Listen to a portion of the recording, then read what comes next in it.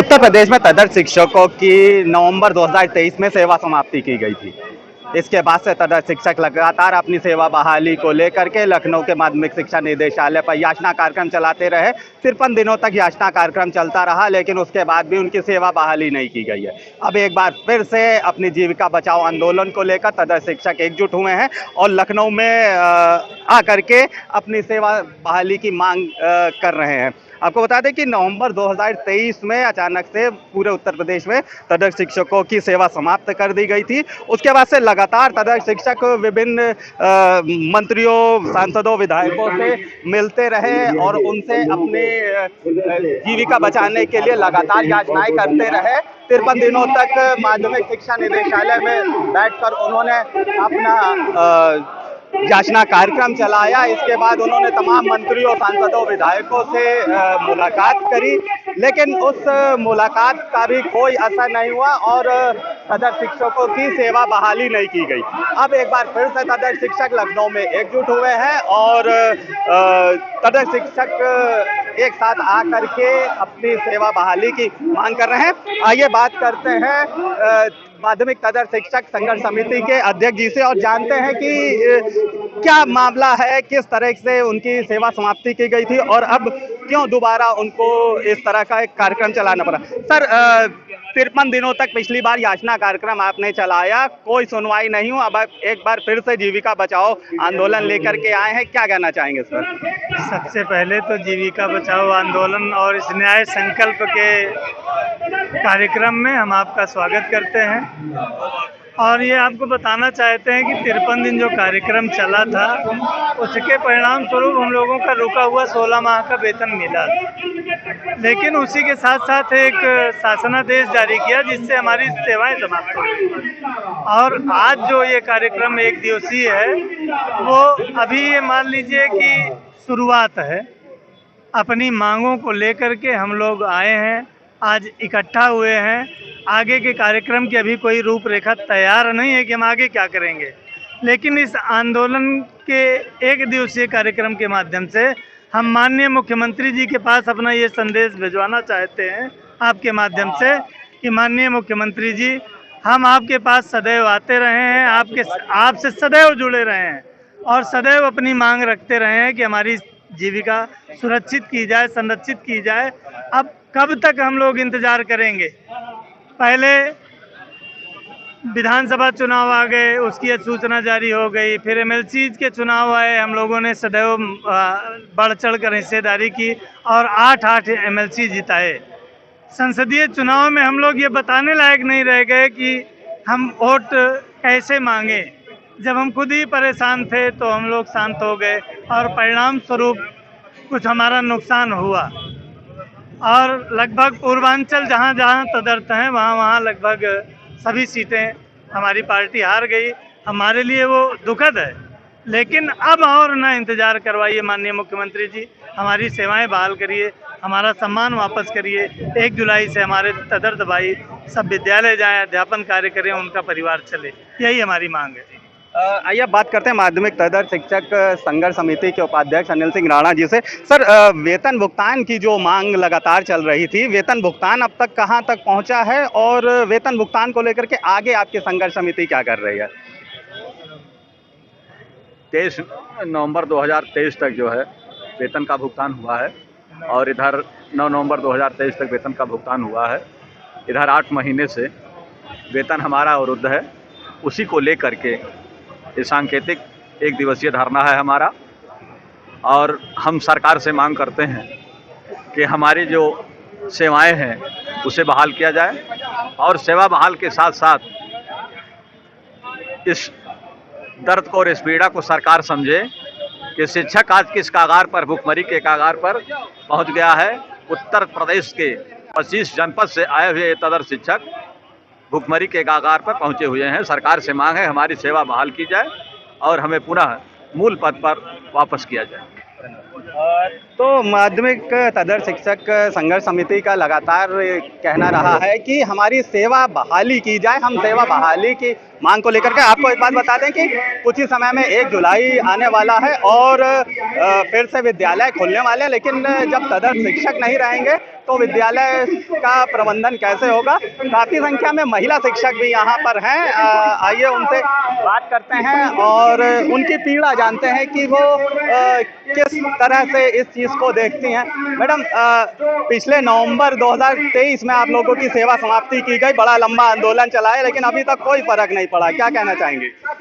सरकार हमारी बातें सुन नहीं रही है, इसीलिए हम लोग आज यहाँ पर इकट्ठा हुए अपनी आवाज देने के लिए, ताकि हम लोग हमारा संकल्प पूरा हो सके, हमारी जीविका बचे, ताकि हम अपना परिवार चला सकें। मैडम, लगातार वेतन भुगतान की भी मांग हो रही थी, लेकिन अभी भी एक जनपद का वेतन नहीं भुगतान किया गया है, क्या कहना चाहेंगे आप?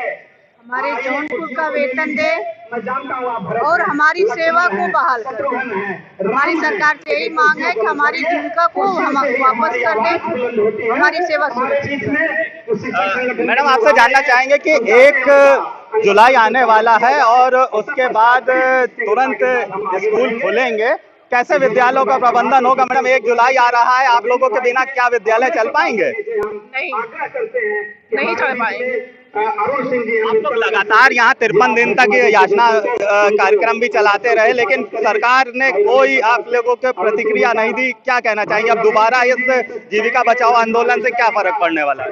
हमारी जीविका बचाएं, हम 25 साल के बाद कहाँ जाएंगे, इस अवस्था में कहाँ जाएं, हमारी जीविका वापस करें। माध्यमिक तदर्थ शिक्षक अपनी मांगों को लेकर 1 दिवसीय जीविका बचाओ आंदोलन के लिए आज यहाँ लखनऊ में एकत्र हुए हैं। आइए बात करते हैं माध्यमिक तदर्थ शिक्षक संघर्ष समिति के महामंत्री सुशील शुक्ला जी। तो सुशील शुक्ला जी, काफी लंबा आंदोलन पिछली बार चलाया, जीविका बचाओ आंदोलन आप लोगों ने 53 दिनों तक चलाया। इसके बाद लगातार आप लोग सभी मंत्रियों, विधायकों, सांसदों से अपनी याचनाएं करते रहे, लेकिन फर्क नहीं पड़ा है। इस बार क्या लगता है, जीविका बचाओ आंदोलन से सरकार कुछ सुनेगी?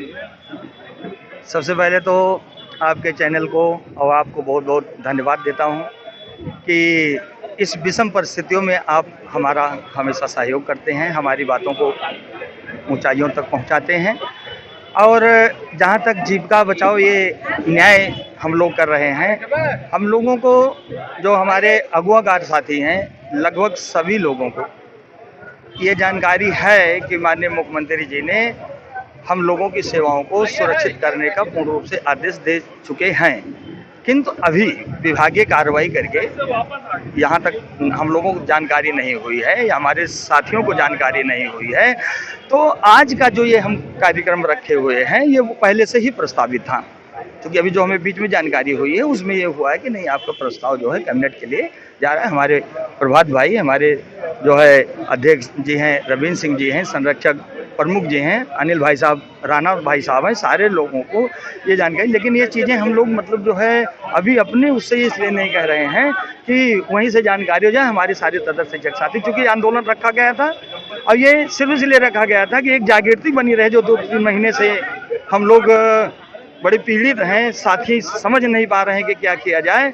तो एक मंच होना चाहिए यहाँ पर, मतलब जो है थोड़ी बात हम लोग बता देंगे, थोड़ी बात अधिकारी महोदय कुछ बता देंगे और आपके माध्यम से वहाँ तक हमारा पहुँच जाएगा कि भाई आप कर भी दिए हो लेकिन लोग परेशान हैं, तो इसको क्यों ना जो है कागजी कार्रवाई का रूप देके इनको तो जानकारी दे दिया। इसीलिए मतलब हम लोग आज यहाँ पर इकट्ठा हुए। तो जैसा कि आप कह रहे हैं कि सरकार द्वारा आपकी सेवा बहाली के लिए प्रक्रिया शुरू कर दी गई है, तो बहुत खुशी की बात है। और हम आपसे ये जानना चाहेंगे कि 1 जुलाई से स्कूल खुल जाते हैं, तो विद्यालय प्रबंधन कैसे होगा? यदि 1 जुलाई तक तदर्थ शिक्षक नहीं अपनी सेवा बहाली पाए तो कैसे होगा विद्यालय प्रबंधन? मेरा मानना है कि माननीय मुख्यमंत्री जी जो प्रदेश के मुखिया भी हैं और संत भी हैं, संत का तो हृदय वैसे भी मक्खन के तरीके मुलायम होता है, और वो समझ रहे हैं, जान रहे हैं कि 3-4 साल से हो गया ये पूर्ण रूप से शिक्षक हम लोगों को मानते हैं, क्योंकि हम लोग कभी नेगेटिव ऊर्जा के साथ इनके साथ काम नहीं किए हैं।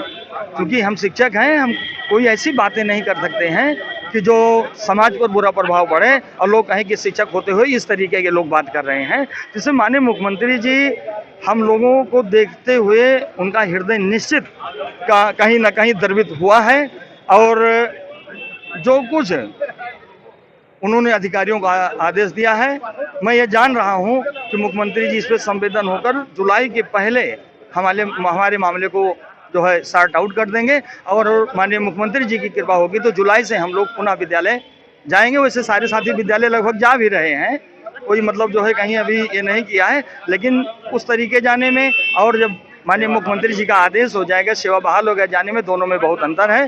तो मैं प्रभु श्री रामचंद्र जी से यही प्रार्थना करता हूँ कि महाराज जी जो कदम हम लोगों के लिए उठा रहे हैं वो शीघ्र निष्कासित आ जाए, जिससे हम लोगों के परिवार पर, हमारे चेहरे पर खुशी हो और हम लोग जाके बड़े आराम से अध्यापन कार्य कर सकें। धन्यवाद। तो हमने बात करी माध्यमिक तदर्थ शिक्षक संघर्ष समिति के पदाधिकारियों आदि से, सभी का कहना है कि हमारी सेवा बहाली की जाए। हम सेवा बहाली की मांग को लेकर लगातार अपना आंदोलन चला रहे हैं।